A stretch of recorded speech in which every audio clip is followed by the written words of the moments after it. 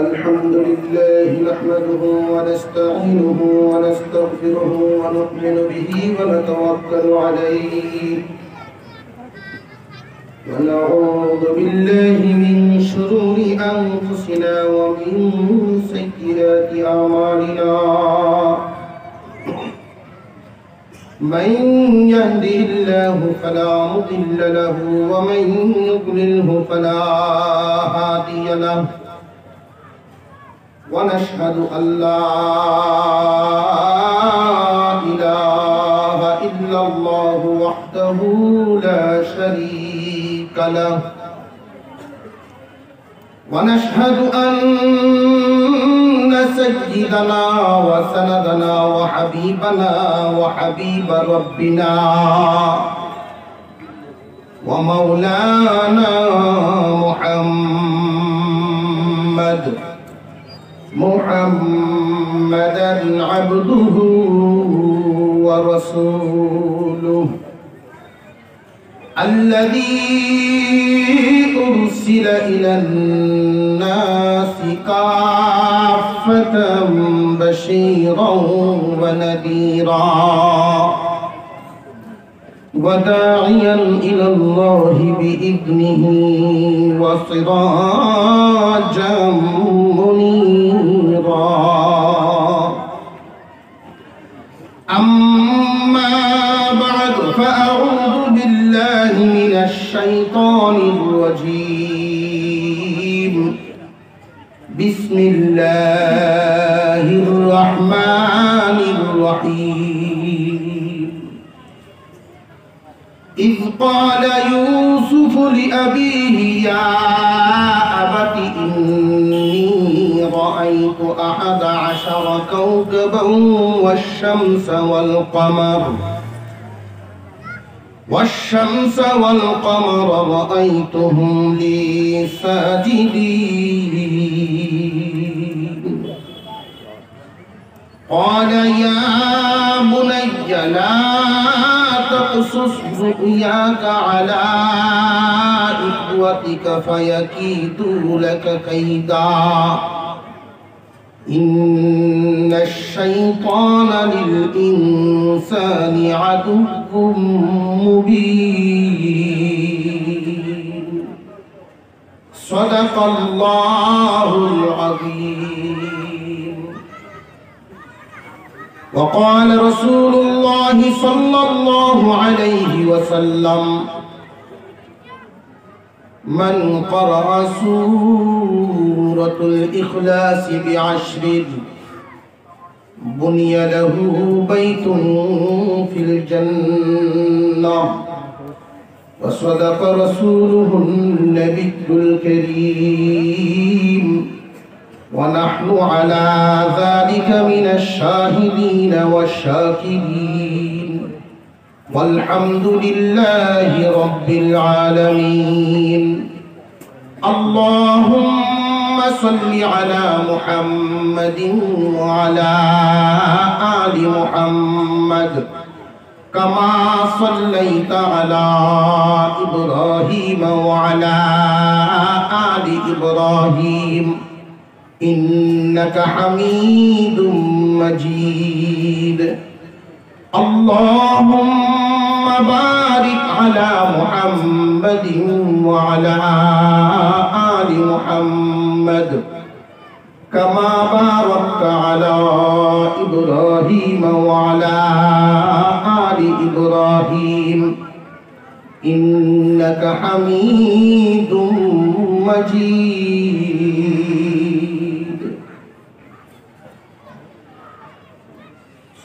চুনারোঘাট সদর আল ইখওয়ান ইসলামী যুব সংঘের উদ্যোগে আয়োজিত আজকের এই তাফসীর ও কোরআন মহাসম্মেলনের শ্রদ্ধাভাজন সভাপতি সাহেব,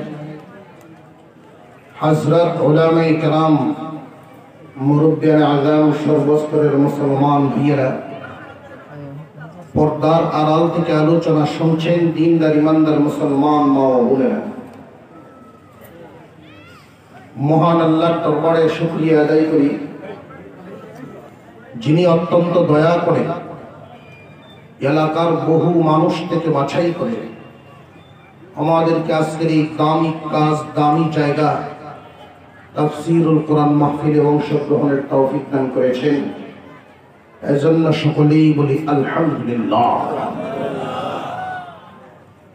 সম্মানিত উপস্থিতি, আজকের এই সম্মেলনের সংবাদ প্রচারণা অনেক আগের থেকেই হচ্ছে। এলাকার বহু মানুষ জানেন আজকে এখানে তাফসীরুল কোরআন মাহফিল হবে। অনেক মানুষ জানার পরেও সবাই এখানে আসতে পারেন নাই। আল্লাহ যার দিকে নেক নজরে কমপক্ষে 70 বার তাকান, সেই নেক কাজে অংশগ্রহণ করতে পারে। আমরা এখানে যারা আসতে পেরেছি আল্লাহর দরবারে শুকর আদায় করি, প্রত্যেকেই বলি আলহামদুলিল্লাহ। আমি আপনাদের সামনে পবিত্র কোরআনুল কারীমের সূরা ইউসুফ থেকে একটু অংশ তিলাওয়াত করেছি। ঘোষকের ঘোষণা শুনেছেন সূরা ইউসুফ থেকে আলোচনা করার জন্য। তো সূরা ইউসুফ পবিত্র কোরআনুল কারীমের ভিতরে আল্লাহ পাক ছোট বড় 500 ঘটনা বর্ণনা করেছে। এর মধ্যে সবচেয়ে উত্তম এবং সুন্দর ঘটনা ইউসুফ আলাইহিস সালামের ঘটনা। সূরা ইউসুফের মাধ্যমে আল্লাহ পাক মানুষকে অনেক দিকের ইঙ্গিত প্রকাশ করেছে। কোন মানুষ যদি চায় আমি একজন রাইটার হব, সূরা ইউসুফ থেকে শিক্ষা গ্রহণ করতে পারবে। প্রায় 23 থেকে 25 জন পয়গম্বরের আলোচনা আল্লাহ পাক কোরআনের নাম উল্লেখ করেছেন। এর মধ্যে ইউসুফ আলাইহিস সালামের যে জীবনীটা ফার্স্ট টু লাস্ট ধারাবাহিকভাবে বর্ণনা করেছেন। অন্য কোন পয়গম্বরের জীবনী আল্লাহ এভাবে বর্ণনা করেন নাই। অন্য কোন পয়গম্বরের জীবনী এইভাবে বর্ণনা করেন নাই। ইউসুফ আলাইহিস সালামের জীবনী কেন করলেন? তার কারণ হলো কোরআন থেকে মানুষ সব ধরনের সুবিধা পেতে পারে। কেউ যদি চায় সুন্দর একটা সংসার, সুন্দর একটা সমাজ গঠন করতে, কোরআন থেকে শিক্ষা নিতে পারবে। কেউ যদি চায় আমি বিজ্ঞান, একজন বিজ্ঞানী যদি কোরআন থেকে জ্ঞান অর্জন করতে চায়, কোরআনুল কারীম থেকে বিজ্ঞানীও জ্ঞান অর্জন করতে পারবে, দার্শনিক জ্ঞান অর্জন করতে পারবে। একজন লেখক যদি জীবনী লিখতে চায়, ধারাবাহিকভাবে যেহেতু কোনো মানুষের জীবনী নিয়ে আলোচনা হয় নাই, আল্লাহ পাক এই জন্য একজন পয়গম্বরের জীবনী ধারাবাহিকভাবে তিনি আলোচনা করলেন, যাতে একজন মানুষ কারোর জীবনী আলোচনা করলেও লিখলেও ধারাবাহিকতা এইভাবে রক্ষা করতে পারে। এত লম্বাও করেন নাই মানুষ তো ধৈর্য হয়ে যাবে, এত খাটোও করেন নাই যে মানুষ বিষয়টা বুঝবে না। আল্লাহ তাআলা সূরা ইউসুফের মাধ্যমে আমাদেরকে কিছু দিক নির্দেশনা দিয়েছেন। আমরা প্রথমেই বুঝব সূরা ইউসুফ আল্লাহ তাআলা কখন কোন কারণে নাজিল করেছিলেন। হুজুর আকরাম সাল্লাল্লাহু আলাইহি ওয়াসাল্লাম তখন মক্কায় ছিলেন, হিজরত করেন নাই। হিজরতের কিছুদিন আগে একদল মানুষ রাসূলের সামনে হাজির হয়ে তারা প্রশ্ন করল, ও মুহাম্মদ, তুমি যদি সত্যি আল্লাহর নবী হয়ে থাকো তাহলে আমাদেরকে একটা ইতিহাস সম্পর্কে জ্ঞান দাও। বনী ইসরাঈল তাদের আদি বাড়ি, আসল বাড়ি তো ছিল সিরিয়ার কানান নগরে। এই বনী ইসরাঈল মিশরের বাসিন্দা কেমনে হইল? ওরা তো সিরিয়ার মানুষ, কানান নগরের মানুষ, মিশরের বাসিন্দা তারে কিভাবে হলো? এর ইতিহাসটা মুহাম্মদ তুমি আমাদেরকে বলিয়া দাও।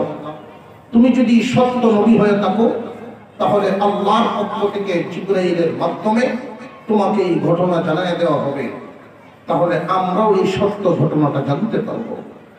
ইউসুফ আলাইহিস সালামের ঘটনা তখনও মানুষের মুখে মুখে, মক্কা মদিনায় বিভিন্ন দেশের মানুষ জানতো, কিন্তু জানাটা ছিল এমন, একদল আরেক দলের সাথে মিশলে, আলোচনা করলে একে অপরের সাথে মিলত না। যেই কপিগুলো মানুষেরা লেখালেখি করত, এক একজনের কপি এক এক রকম ছিল। ইউসুফ আলাইহিস সালামের ঘটনা অনেকভাবে অনেকে বর্ণনা করত। এই জন্য সাহাবায়ে কেরামেরও একটা আগ্রহ জাগলো। আর যারা জিজ্ঞাসা করেছেন তারাও তো জানতে আসছেন আমাদের নবী কি সত্য নবী নাকি মিথ্যা নবী, এটা প্রমাণ করার জন্য তারা আসছে। আল্লাহ পাক রব্বুল আলামিন আপনার আমার পয়গম্বরের উপরে সূরা ইউসুফ নাজিল করে একটা ইঙ্গিত দিয়ে দিলেন। ইউসুফ আলাইহিস সালামের যে অবস্থা ছিল, তার ভাইয়েরা ওনার সাথে যে শত্রুতা করে ওনাকে বিপদে ফেলেছেন, দেশ ছাড়া করেছেন, আল্লাহ রাব্বুল আলামিন দয়ার মাধ্যমে ইউসুফকে প্রতিষ্ঠিত করেছেন।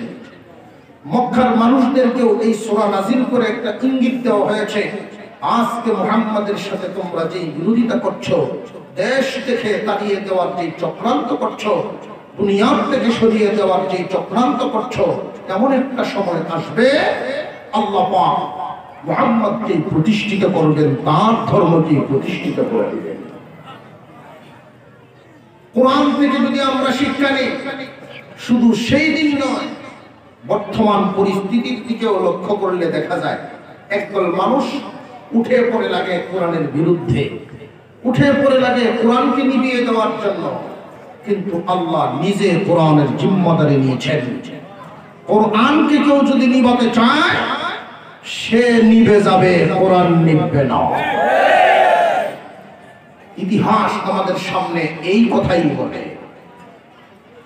তো আমার মূল উদ্দেশ্য হলো, মূল আলোচনার বিষয় হলো ইউসুফ আলাইহিস সালামের ঘটনা। এখানে 111 আয়াত বিশিষ্ট সূরা, 111 খানা আয়াত বিশিষ্ট সূরা আলোচনা করলে ধারাবাহিকভাবে কয়েকটা অধিবেশন দরকার। তো শুরু থেকে আমরা একটু শুরু করি।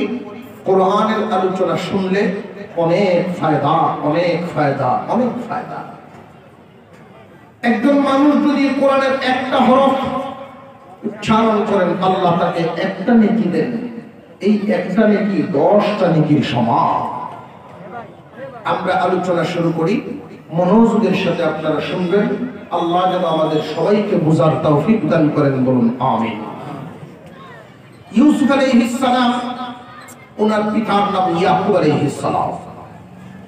ইয়াকুব আলাইহিস সালাম আল্লাহর নবী, ওনার পিতার নাম ইসহাক আলাইহিস সালাম। ইসহাক আলাইহিস সালাম আল্লাহর একজন নবী, ওনার পিতার নাম ইব্রাহিম আলাইহিস সালাম। উনিও আল্লাহ পাকের একজন খলিল, আল্লাহর একজন মহান পয়গম্বর।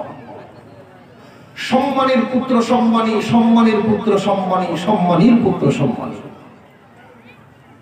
আমরা তো মনে করি যার কাছে চেয়ার থাকে, ক্ষমতা থাকে, ওই মানুষটাই সম্মানী।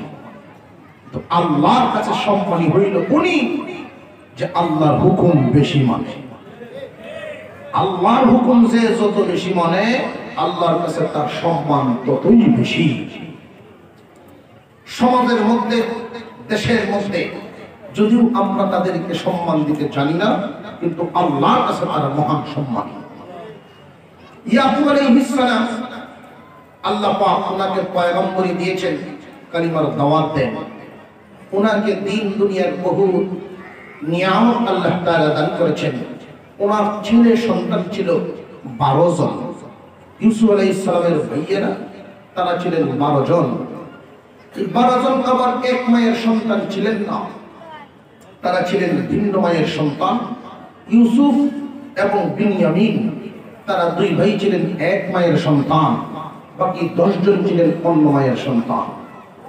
একাধিক সংসার করেছিলেন ইয়াকুব আলাইহিস সালাম। 10 ভাই ছিল এক পক্ষে, 2 ভাই হলো আরেক পক্ষে। 10 ভাই বড়, বাকি 2 ভাই ছিল ছোট। এই ছোট 2 ভাইয়ের মধ্যে ইউসুফ আলাইহিস সালামকে ইয়াকুব আলাইহিস সালাম খুব বেশি আদর করতেন। বেশি আদর কেন করতেন? একজন পয়গম্বর, উনি তো ইনসাফওয়ালা। অনেকের প্রশ্ন জানতে পারে, উনি নবী হইয়া 10 সন্তান 12 সন্তানের মধ্যে ইউসুফকে শুধু একা বেশি আদর করতেন, তার কারণটা কি? তাই একটা বিষয় ভালো করে জেনে রাখবেন, পিতা এবং মাতার কাছে প্রত্যেক সন্তানই আদরের দিক থেকে সমান। কোনো মা বাবা সন্তানকে ভিন্ন চোখে দেখে না। প্রত্যেক সন্তানই মাতা পিতার কাছে সমান, কিন্তু সন্তানের আচার আচরণের মাধ্যমে মা বাবার কাছ থেকে অনেক সময় বেশি আদর, বেশি ফায়দা হাসিল করে নিতে পারে। ইউসুফ আলাইহিস সালামের আচার আচরণ, চাল চলন এমনই ছিল বাকি 11 ভাইয়ের চাইতে উন্নত। ইয়াকুব আলাইহিস সালাম ইউসুফ আলাইহিস সালামকে যে বেশি আদর করতেন, মুফাসসিরিনে কেরাম কয়েকটা কারণ উল্লেখ করেছেন। এর মধ্যে একটা কারণ হলো ইউসুফ আলাইহিস সালামের আম্মা ওনাদেরকে ছোট রেখেই দুনিয়া থেকে বিদায় হয়ে গেছে। যেই সন্তানের ছোটবেলায় মা মারা যায়, বাবার দয়া সন্তানের প্রতি বেড়ে যায়। ইউসুফ এবং বিনিয়ামিন এই দুই ভাইয়ের মধ্যে ইউসুফ আলাইহিস সালামের বয়স ছিল তখন 4 বছর, বিনিয়ামিনের বয়স ছিল 1 বছর। 1 বছরের শিশুকে যে কেউ খানা খাওয়ায়া আদর করে ঘুম পড়াইয়া দিলে মার জন্য এত চিল্লাচিল্লি কান্নাকাটি করে না, কিন্তু 4 বছরের বাচ্চাটা মার জন্য বেশি বুকায়। যে কারোর কাছে থাকতে চায় না, যে কারোর সাথে আদর নিতে চায় না, মার জন্য খুব বেশি কান্নাকাটি করে। যে কারণে ইয়াকুব আলাইহিস সালাম অনেকটাই আদর ওনাকে বেশি করতেন, পাশে রাখতেন, একসাথে ঘুমাইতেন, একসাথে খাইতেন। কোন জায়গায় বেড়াতে গেলেও উনি নিজেকে সাথে করে নিয়ে যাইতেন। 2 নাম্বার কারণ, ইয়াকুব আলাইহিস সালাম মনে মনে ভাবতেন, আমার দাদা ছিলেন পয়গম্বর, বাবাও ছিলেন পয়গম্বর, আমাকেও আল্লাহ এই দায়িত্ব দিয়েছেন। আমার 12 ছেলের মধ্যে আমার পরিবর্তে আমি যেদিন থাকবো না, ওই দিন আমার এই দায়িত্ব আল্লাহ আমার ছেলেদের মধ্যে কার হাতে উঠাইয়া দিবেন। উনি একদিন পয়গম্বরী একটা নজর দিয়ে তাকালেন। সাধারণ নজর আর পয়গম্বরী নজর কি এক না ভিন্ন? ভিন্ন। এই পয়গম্বরী নজর দিয়ে যখন তাকালেন, তাকায়া দেখেন ইউসুফ আলাইহিস সালামের কবরের মধ্যে নূর দেখা যায়। মুসলমান ইমানদার ভাইরা আমার, ইউসুফ আলাইহিস সালামকে কয়েকটা কারণে তার আব্বা বেশি আদর করতেন, কাছে কাছে রাখতেন, একসাথে ঘুমাইতেন, একসাথে খাইতেন, একসাথে কোন জায়গায় যাইতেন। 12 ভাইয়ের মধ্যে ইউসুফ আলাইহিস সালামকে আল্লাহ পাক এত সুন্দর করে বানাইছেন। আমাদের নবী বিশ্ব নবী রাহমাতুল লিল আলামিন বলেন, মেরাজ থেকে এসে সাহাবীদের সামনে বর্ণনা করেন, সাহাবীরা, ইউসুফ আলাইহিস সালামের সাথে আমার দেখা হয়েছিল আসমানে। ইউসুফের চেহারা এত সুন্দর, আল্লাহর নবী বলেন দুনিয়ার অর্ধেক সৌন্দর্য আল্লাহ আমার ভাই ইউসুফকে দিয়ে দিয়েছেন। আর একটু জোরে কোন না সুবহানাল্লাহ। ইউসুফ আলাইহিস সালাম এতটা সুন্দর ছিলেন, ওনার আব্বা যখন ওনাদের সাথে নিয়ে বাহির হতেন তখন কাপড় দিয়ে ঢাইকা রাখতেন। মহিলা মা বোনরা যেইভাবে পর্দা করলে বোরকা থেকে মুখ ঢাকার জন্য একটা কাপড় ফেলাইয়া দেন, ইউসুফ আলাইহিস সালামকে এইভাবে একটা কাপড় ফেলাইয়া ঢাকা হতো। ওনার চেহারা এত উজ্জ্বল, চেহারার উজ্জ্বলতা এই লাইটের মতো ফোকাস মারত। ইউসুফ আলাইহিস সালামের আব্বা জান ওনাকে নিয়ে মাঝে মাঝে বাহির হলে এইভাবে ডাকিয়ে রাখতেন, কারণ দুষ্ট লোকের দৃষ্টি পড়তে পারে উপরে। আল্লাহর পয়গম্বর ইয়াকুব আলাইহিস সালাম ইউসুফকে এইভাবে আদর করতেন, সাথে নিয়ে ঘুমান, সাথে খাওয়ান। এইভাবে যখন দিন যাইতে লাগলো, এই দৃশ্যটা বাকি অপর পক্ষের 10 ভাইয়ের কাছে খুব ভালো লাগে না, কারণ নিজেদের ভিতরে শয়তানের ধোঁকা কি কম দেয় না, আরো বেশি দেয়। নিজেদের ভিতরে দেখবেন দূরের মানুষের চাইতে কাছের মানুষের সাথে শত্রুতা শয়তানে বাড়ায়া দেয়। একই পরিবারের ভাইয়েরা যখন আলাদা আলাদা হয়ে যায়, সংসার যখন আলাদা হয়ে যায়, দেখবেন নিজেদের ভিতরে প্রতিহিংসার আগুন দাউ দাউ করে জ্বলে। এক ভাইয়ের যদি ক্ষতি হয় আর এক ভাই মনে মনে খুশি হয়, এক ভাইয়ের যদি লাভ হয় আর এক ভাই মনে মনে অসন্তুষ্ট হয়। দূরের মানুষ আর কাছের মানুষের মধ্যে অনেক ব্যবধান। দূরের কোনো মানুষের যদি লন্ডনের এক ভিসা হয়ে যায় অসুবিধা নেই, কিন্তু কাছের কোনো মানুষ যদি ভিসা পায় লটারির মাধ্যমে আমেরিকার ভিসা পাইছে, ফোন দিয়ে যদি খবর জানায় খালাতো ভাই ভিসা তো পাইলাম, খুশি হয়েছি, আল্লাহ আমার দেখে না, আছে না নাই? মনে মনে বিরক্ত হয়। ইউসুফ আলাইহিস সালাম বাবার আদর বেশি পান, ভাইদের ভিতরের অবস্থা ভালো না, কিন্তু বাবাই কি বুঝেন না বুঝেন না। প্রত্যেকটা সন্তান কোন পথে চলেন, কোন নজরে তাকান, কার দিকে কি নজর দেন, বাবাই তো বুঝেন, সব বুঝেন। আমরা মনে করি আমাদের বাবারা হয়তো আগের যুগের মানুষ, তারা বেশি বুঝেন না। না, বুঝেন, বুঝেও না বুঝার বান করে।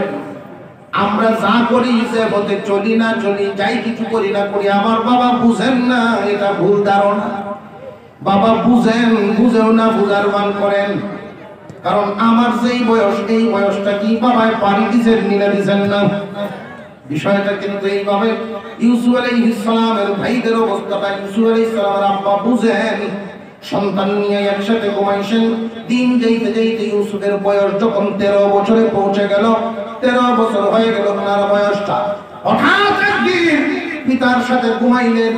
ঘুম থেকে উঠে বাবার উদ্দেশ্যে তিনি বলা শুরু করে দিলেন, আব্বা জান, আমি একটা আশ্চর্য স্বপ্ন দেখলাম। ওই যে ঘটনা শুরু হয়ে গেল, কিভাবে ওই কেনান নগরী বনি ইসরাইলের মানুষগুলো যে কেনান নগরে ছিল সিরিয়ার বাসিন্দা, সিরিয়া কেনান নগরের বাসিন্দারা কেমনে মিশর আসলো, এই ইতিহাস আল্লাহ বর্ণনা শুরু করে দিলেন। إذ قال يوسف لأبيه يا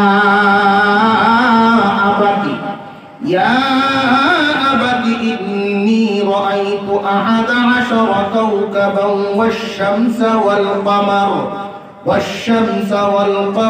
رأيتهم لي ساجدين।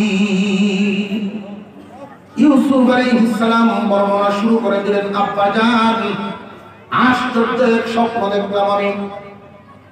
আকাশে 11টা তারকা, চাঁদ এবং সূর্য আমি ইউসুফকে সম্মান জানাইবার জন্য সেজদা দেয়। আমি এই আশ্চর্য স্বপ্ন দেখলাম। ইউসুফ আলাইহিস সালামের এই স্বপ্নটা শুনে ইয়াকুব আলাইহিস সালাম ভীষণ খুশি হয়ে গেলেন। এমন খুশি হইলেন, সন্তান যদি প্লাস পায় তাহলে বাবা কি খুশি না খুশি। সন্তানের ভালো কাজ দেখলে পিতা সন্তুষ্ট হইয়া যেই ভাষা ব্যবহার করেন, নিজের নাম উল্লেখ না করে অন্যান্য শব্দ দিয়ে ডাকার প্রচলন আমাদের সমাজে আছে না নেই? নাম কয় না, বাবা শোনা সান অন্য শব্দ দিয়ে ডাকে। ইয়াকুব আলাইহিস সালাম ইউসুফ আলাইহিস সালামের প্রতি এতটাই খুশি হয়ে গেলেন, নাম বলে ডাকেন নাই, ইউসুফ বলে ডাকেন নাই, তিনি ডাক দিলেন, قال يا بني, হে আমার প্রিয় সন্তান, তোমার এই স্বপ্নটা বরকতপূর্ণ স্বপ্ন, এটা কিন্তু তুমি তোমার ভাইদের কাছে বর্ণনা করিও না। আমার কাছে বলছো, তোমার ভাইদের কাছে কিন্তু বর্ণনা করবা না। ইউসুফ আলাইহিস সালাম বলছেন তো তার বাবার কাছে। খুব ভালো করে বুঝবেন, এখানে একটা নিয়ম ভালো জেনে রাখা দরকার। স্বপ্ন তো আমরাও দেখি, দেখি কিনা দেখি না? স্বপ্ন আমরাও দেখি। স্বপ্ন 3 প্রকার। আল্লাহ পাক রব্বুল আলামিনের পক্ষ থেকে কিছু স্বপ্ন আছে, এটাকে বলে স্বপ্নে রহমানি। কোন কোন স্বপ্ন হলো শয়তানি, কোন কোন স্বপ্ন হলো নফসানি। একজন মানুষ সারাদিন যা করে ঘুমায়ও তা করে। হিফজখানায় দেখবেন ছোট ছোট বাচ্চারা সারাদিন পড়াশোনা করে ঘুমায়ও কোরআনের আয়াত মানে আছে না নাই? একজন মানুষ সারাদিন ব্যবসা বাণিজ্য করে, রাতে যখন ঘুমায়ও ওইটার দাম 13, ওইটার দাম 17। বিবি খেলা দেয় কি 13 আর 17, সারাদিন যে ব্যবসা করে এইটাই ঘুমায় করে নফসানি। কোন শয়তানে মাঝে মাঝে ভয় দেখানোর জন্য ডর ভয় দেখায়, এটা শয়তানি স্বপ্ন দেখলেই বোঝা যায়। এরপরেও যদি নিজে নিজে না বোঝেন তাহলে কোন স্বপ্ন হয় রহমানি, আল্লাহর পক্ষ থেকে স্বপ্ন দেখানো হয়। মুমিন মুসলমানকে আল্লাহ মাঝে মাঝে ইঙ্গিত দেওয়ার জন্য যে স্বপ্ন দেখান, ওহির 40 ভাগের 1 ভাগ হইল মুমিনের স্বপ্ন। মুমিনের স্বপ্ন বড় সঠিক, আল্লাহর পক্ষ থেকে ইঙ্গিত দেওয়ানো হয়, কিন্তু বুঝা বড় কঠিন। সবাই তো স্বপ্ন বুঝে না। যদি না বুঝেন তাহলে বুঝার মতো লোকদের সাথে স্বপ্নের পরামর্শ করবেন। আমাদের অভ্যাস হলো স্বপ্ন দেখি কিন্তু যার তার সাথে বর্ণনা শুরু করে দিই। স্বপ্ন দেখার পরে যার তার সাথে বলা যাবে না, যোগ্য লোকের সাথে বলতে হবে, যিনি স্বপ্নের সঠিক ব্যাখ্যা দিতে পারবেন। আপনার জানা মতে আপনার এলাকায় যিনি নির্ভরযোগ্য আলেম আমলওয়ালা লোক, এইরকম হক্কানি লোকদের সাথে স্বপ্নের ব্যাখ্যা নিয়ে আলোচনা করবেন, তাহলে সঠিক পরামর্শ পাবেন। আর যদি বেজাগায় আলোচনা করেন, এক তো স্বপ্নের বরকত নষ্ট হবে, ভুল পথের সিদ্ধান্ত হবে। স্বপ্ন দেখছে কবরের মুর্দার সাথে মুসাফা করে। স্বপ্ন দেখিয়া বিবির সাথে আলোচনা করেন, স্বপ্ন তো একটা দেখছি এক মুর্দার সাথে আমার মুসাফা হয়েছে। বিবি তো খুব খেপা দিছে, তুমি এই স্বপ্ন দেখতে গেলে, এই স্বপ্নটা কেন দেখলা, অন্য স্বপ্ন দেখলাম। স্বপ্নকে আমি ইচ্ছা করে দেখছি নাকি, খুব টেনশনে পড়লো। বিবি তো আর কথা মানে না। তো উনি চাটা খাওয়ার জন্য মুড়ে একটু বাইরেছে, দোকানে যে চা খাইতেছেন, তো চায়ের দোকানগুলো তো বুঝতেই পারেন এক একটা সংসদ ভবন। আর দেখা চায়ের দোকানের মধ্যে যে বসছেন, চা একটা হাতে নিচ্ছেন, তার একজনের জিগায় কি ব্যাপার, চেহারাটা খুব একটা মলিন মলিন ভাব মনে যেতেছে, ভালো না। একটা স্বপ্ন দেখছি খুব বেতালা। কি দেখছো কল্পনি? চায়ের দোকানে উনি স্বপ্ন বলা শুরু করছেন যে আমি স্বপ্ন দেখলাম কবরের মুর্দার সাথে মুসাফা করছে। আরেকজন আরেক মাপার থেকে ও চা খায়। তোমার স্বপ্নের ভাবে বোঝা যায় তুমি বেশি দিন টিকতা না। এই লোক যাই 2টা দিয়েছেন, চা কাপ হয়ে গেছে।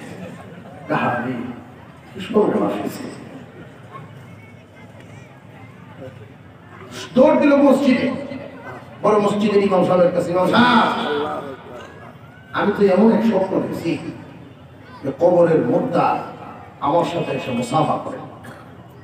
তিনি বলতেছেন দেখেন আমল আখলাক ঠিক করে নামাজ করে বোঝান, তাহলে কি অর্থ হুজুর এগিয়ে বেশি দিন টিকতাম না, নামাজ বোঝার কথা বলতেছেন না। এটা না, আপনার স্বপ্নের ব্যাখ্যা হলো কোন জেলখানার আসামি, জেলখানার কোন আসামির সাথে আপনার দেখা হবে। বাড়িতে আসছে, সত্যি দেখা যায় 2-3 দিনের মধ্যেই দুঃসম্পর্কের এক শ্যালক তার শালা লাগে সম্পর্কে ও আসছে মিষ্টি বল করে নিয়ে, ভাই আয়া বসছে তো করতে আইসিস, মনে শুরু করতে আইসিস, পারক না নেতা হয়ে আইসিস, কারা নির্যাতন করে আর 1 সপ্তাহ জেলখানা করে তো কারা নির্যাতন করে না জেল আসতাম আইসিস। আইসিস তো চিনি আমার তো 12টা বাজে আইসিস, আমি তো খুব পেরেশানি ছিলাম। স্বপ্ন সবার কাছে কি বলা যাবে? যোগ্য লোকের কাছে বলতে হবে। যোগ্য লোকের কাছে ইউসুফ আলাইহিস সালাম যার কাছে বলছেন উনি কি যোগ্য না যোগ্য? আরেক জোরে কান, ইয়াকুব আলাইহিস সালাম শুধু ইউসুফের আব্বা নন, তিনি তো আল্লাহর একজন পয়গম্বর। আল্লাহর পয়গম্বরের কাছে স্বপ্ন বর্ণনা করেছেন। আল্লাহর পয়গম্বর তিনি পরামর্শ দেওয়া শুরু করলেন। ইউসুফ আলাইহিস সালামের বয়সটা তখন কত বছর? 13 বছর বয়স। স্বপ্নের গভীর তথ্য, গভীর ব্যাখ্যাটা উনি বুঝবেন না, এই জন্য এত কিছু তিনি বলেন নাই। ও ইউসুফ, 1 নাম্বার কথা হলো তুমি তোমার এই স্বপ্নটা তোমার ভাইদের কাছে বর্ণনা করিও না, কারণ তোমার ভাইয়ারা এই স্বপ্ন যখন শুনবে তারা তো বড় মানুষ, বয়স্ক মানুষ কিছু ব্যাখ্যা বুঝে নিবে। এই স্বপ্ন তাদের কাছে বর্ণনা করলে প্রতিহিংসার আগুন তাদের ভিতরে আরো দাউ দাউ করে জ্বলে উঠবে। সুতরাং এই স্বপ্ন তাদের কাছে বর্ণনা করো না, কারণ শয়তান নিজেদের ভিতরে শত্রুতা বেশি লাগাইয়া দেয়। শয়তান তো নিজেদের ভিতরে শত্রুতা বেশি লাগায়। বর্তমান দুনিয়ার দিকে লক্ষ্য করলে দেখবেন বিধর্মীর চাইতে নিজের মুসলমান ইসলামের ক্ষতি আরো বেশি করে। মুসলমানদের ভিতরে শয়তানের যে ধোঁকাটা দেয়, অনেক মানুষ এমন আছে যে বিধর্মী কিন্তু ইসলামের পক্ষে কথা বলে, ইসলাম যে সঠিক এই কথাটা তারা স্বীকার করে। আর এমন মানুষও আছে মুসলমান কুরবানির গরুটাই কিনে ঈদের জামাতে আগের জামাতে কারায়, আগের কাতারে কারায়, কিন্তু ইসলামের 12টা বাজায় সারিয়া দেয়। তারপরের যদি উন্নতি হয়, দুনিয়ার যদি লাভ হয়, লুবে বন্ধ হইয়া ইসলামের অনেক ক্ষতি করে ফেলাইয়া দেয়। খুব ভালো করে বুঝবেন, আজকে দেখা যায় আলেম ওলামাদের বিরুদ্ধে যারা অবস্থান নেয় তারা বেশিরভাগই মুসলমান। আলেমদের বিরুদ্ধে কথা কয়, বন্ধ হয়ে যায়। আলেম ওলামাদের বিরুদ্ধে কথা বললে ওই মানুষটার অবস্থান কোথায় যাবে এই চিন্তা করে না। কোরআনের বিরুদ্ধে যে কথা বলে কোন অবস্থায় তার ঈমান আকীদা পৌঁছে যাবে এই চিন্তা করে না। নিজেদের ভিতরে নিজে যে একজন মুসলমান আরেক মুসলমানের বিরুদ্ধে কথা বলে এই চিন্তা ভাবনা করে না। খুব সাবধান, জেনে রাখবেন শয়তান নিজেদের ভিতরে দ্বন্দ্ব লাগাইবার জন্য চেষ্টা বেশি করে। ও ভাইয়েরা আমার, ইসলাম আমাদেরকে কুরআন নামক যে গ্রন্থ আল্লাহ রাব্বুল আলামিন দিয়েছেন, আমাদেরকে বিভিন্ন দিকের দিক নির্দেশনা দিয়েছেন। কোন পরিবারে যদি 5 ভাইয়ের সদস্য থাকেন, নিজেদের ভিতরে মিল মহব্বত বেশি রাখবেন। দুনিয়ার তুচ্ছ বিষয় নিয়ে নিজেদের ভিতরে দ্বন্দ্ব রাখবেন না, কারণ নিজেদের ভিতরে দ্বন্দ্ব শক্তি কমায়া দেয়। নিজেদের দ্বন্দ্বটায় নিজেদের শক্তি কমায়া দেয়। 5 ভাই 7 ভাই যদি একসাথে একত্রে এক মন নিয়ে থাকতে পারেন, সামাজিকভাবে উন্নত থাকবেন, ধর্মীয় কাজ করলেও শক্তি পাবেন। وكذلك يجتبيك ربك ويعلمك من تأويل الأحاديث ويتم نعمته عليك وعلى آل يعقوب كما أتمها على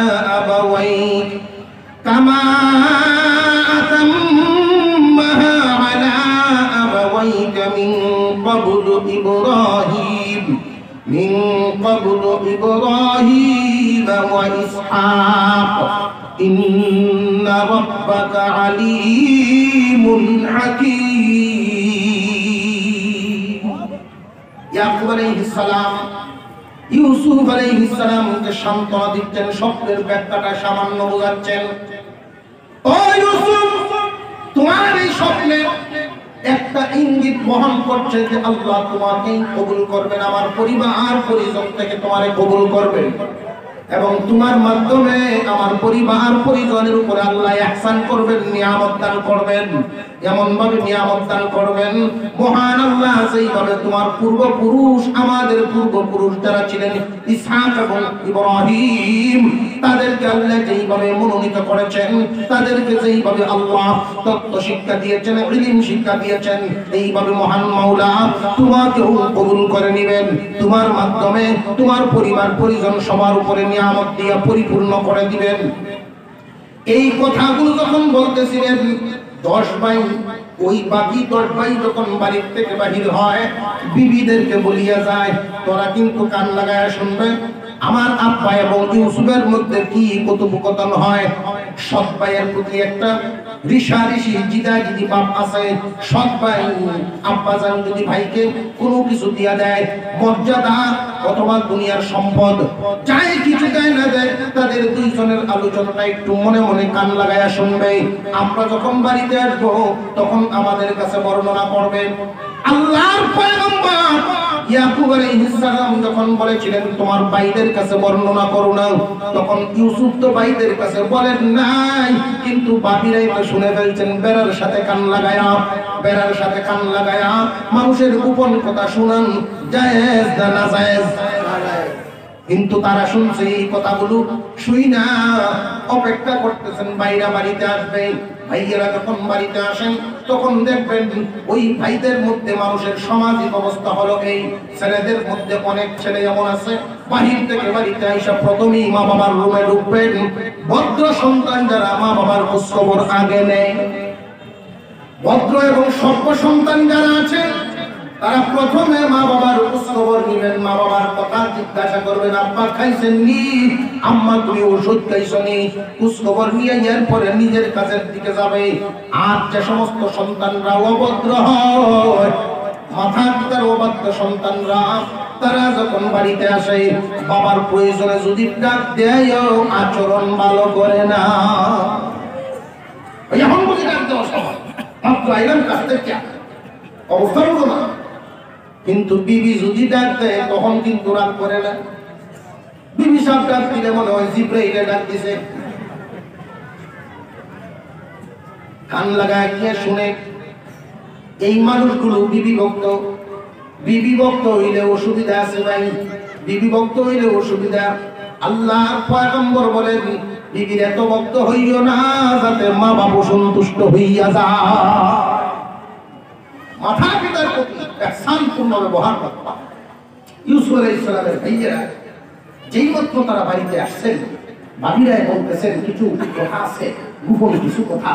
যেই মাত্র বলছে গোপন কিছু কথা, দশ ভাই একসাথে আইসা ভাবিদের সামনে দাঁড়াইছে। কি ব্যাপার কৌশলী তখন বলা শুরু করলো।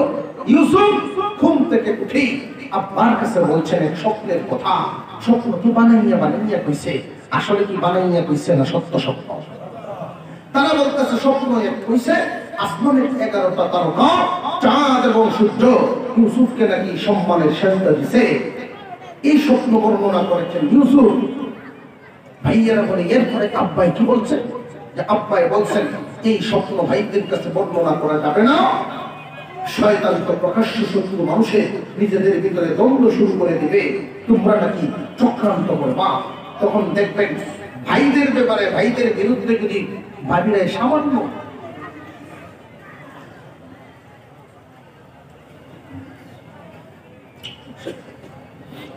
ভাইদের বিরুদ্ধে যদি সামান্য একটু সুযোগ পায়, ভাবিরা এর সাথে আর একটু কিছু এড করতে সুবিধা পায়।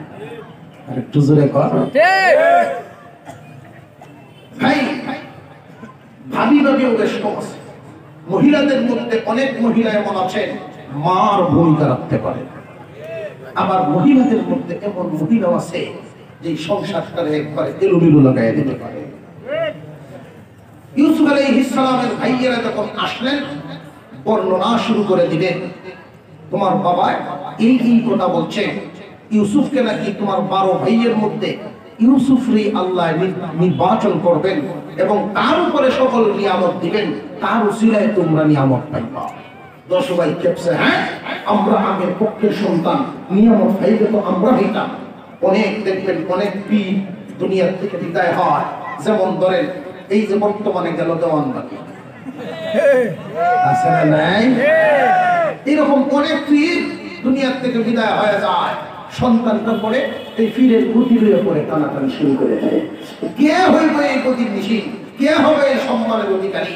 ও ভাই, সম্মানের অধিকারী, ইলমের অধিকারী, এই লাইনের মর্যাদা পিতায় সন্তানকে দিতে পারে না, সন্তানে অর্জন করে নিতে হয়। আমি এক মুরিদকে জিজ্ঞাসা করছিলাম, তুমি আগের পীরের মুরিদ ছিলা বুঝলাম, এখন তো আগের পীর নাই, আগের পীরের কাছে দিয়ে নাচানাচি গাওয়াগাওয়ি করতা, পীর তো মারা গেছে, এখন মাজারে গিয়ে নাচো, ছেলের কাছে গিয়ে এই আগের কাম করো। কই হুজুর বুঝবেন না এগুলো আপনারা? আমরা বুঝতাম না, এত কঠিন কোরআন শরীফ বুঝছে না, এই মাঝে মাঝে আমরা এটা বুঝতাম না।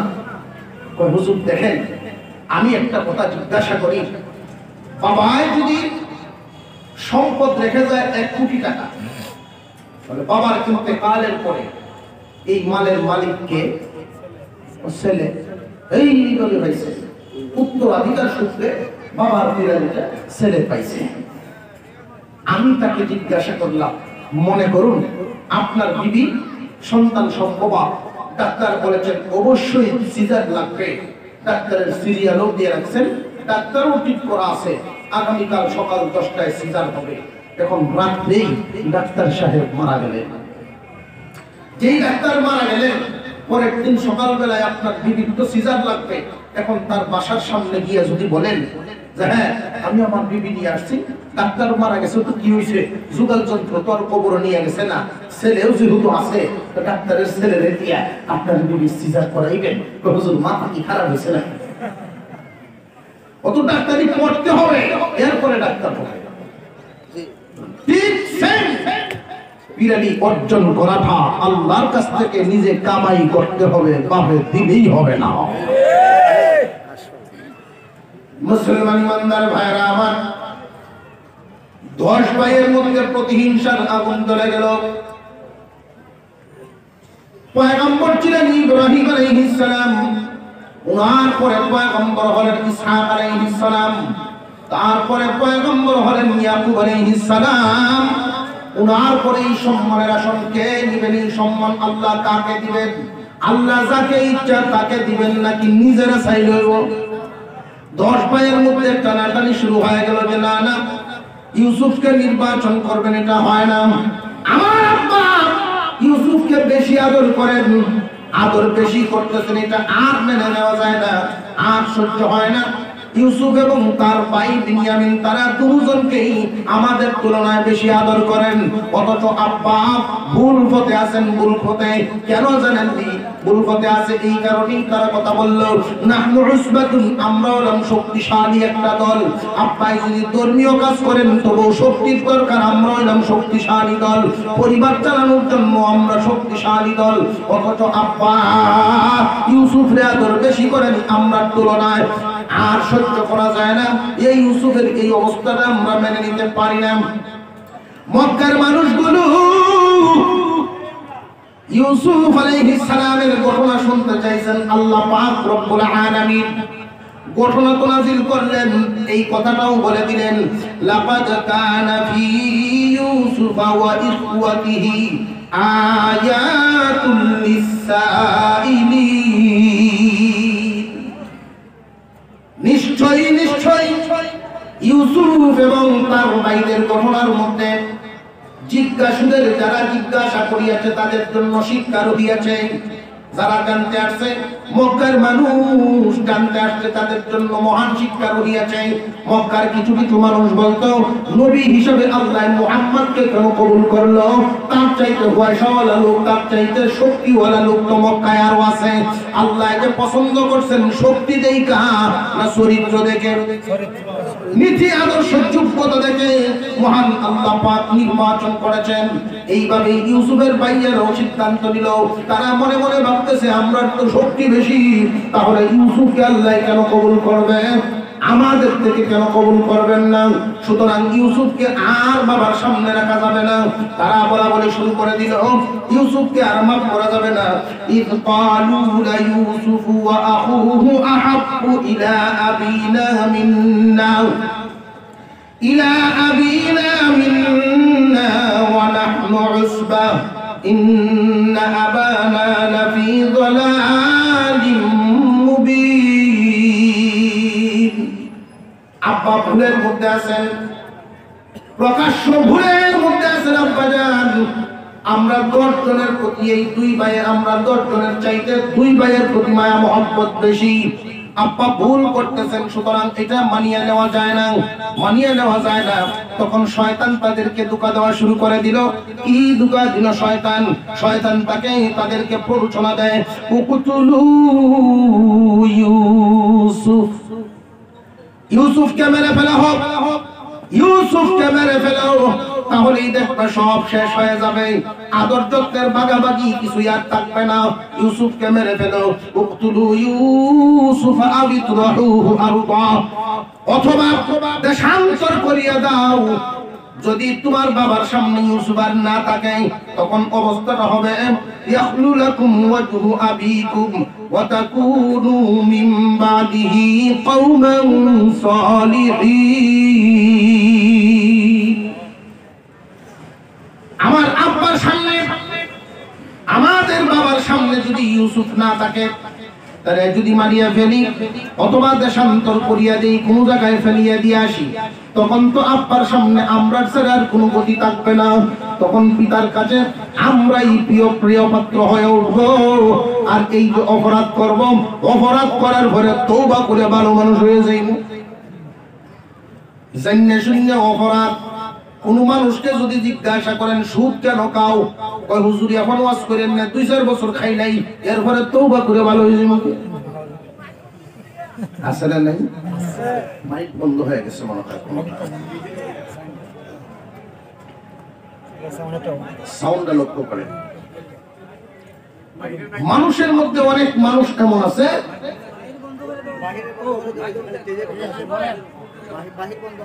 আপনারা বোঝার চেষ্টা করেন, বাহিরের মাইক বন্ধ করে দেওয়া হয়েছে। আপনারা শুনতেছেন তো? আপনাদের কোনো অসুবিধা নাই তো? আচ্ছা আচ্ছা, সব বন্ধ হোক, আপনাদের শুনতে কোনো অসুবিধা না হইলে। বাহিরে আজান হচ্ছে, বিভিন্ন মসজিদে নামাজ হবে, এই জন্য বাহিরের মাইকগুলো বন্ধ করে দেওয়া হয়েছে। কিন্তু আমাদের ওয়াজ চলবে, এখানে আজান পরে হবে, জামাতও পরে হবে। আপনাদের অসুবিধা নাই তো? ইউসুফ আলাইহিস সালাম দুনিয়ার থেকে যদি বিদায় হয়ে যান, বাবার সামনে না থাকেন, ভাইদের মনে মনে আদর যত্ন যা আছে আব্বার, এটা পুরাটাই আমরা পাবো।